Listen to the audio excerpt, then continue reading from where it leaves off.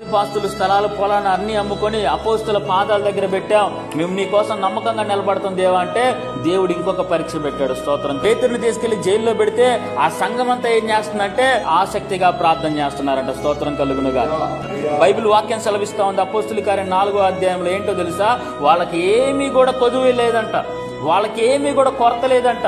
వాళ్ళకి సమృద్ధిని దేవుడు అనుగ్రహించాడు. ఎందుకు అనుగ్రహించాడు అని అంటే వాళ్ళు కొంచెంలో నమ్మకంగా ఉన్నారు. ఎవరు లేరుగా, మాకు వాక్యం చెప్పి అయ్యగారు లేరు, మాకు ప్రార్థన చేసి అయ్యగారు లేరు, అభిషక్తుడైన సేవకుడు పేతురు లేడు అని చెప్పి వాళ్ళందరూ ఆగిపోవాలా. వాళ్ళు ఏం చేశారు అని అంటే దేవుడు చూస్తున్నాడు మమ్మల్ని. ఎవరు వచ్చినా రాకపోయినా ఒకరితో మీరు పెట్టుకోవద్దు. దేవుడికి నువ్వు కావాలా, నీకు నీ కుటుంబం కావాలా? రాండి, దేవుడి సన్నిధికి రాండి. ఒకరితో సంబంధం లేదు, దేవుడు చూస్తూ ఉంటారు. దేవుడు ఏమన్నాడంటే తలుపు వేసుకుని రహస్యంగా ప్రార్థన చేద్దాం. దాని అర్థం ఏంటో తెలుసా? ఎవ్వడు లేకపోయినా మనం ఒంటరిగా కూర్చొని రహస్యంగా ప్రార్థన చేస్తుంటే అప్పుడు దేవుడు చూస్తాడంట. స్తోత్రం కలుగునుగాక.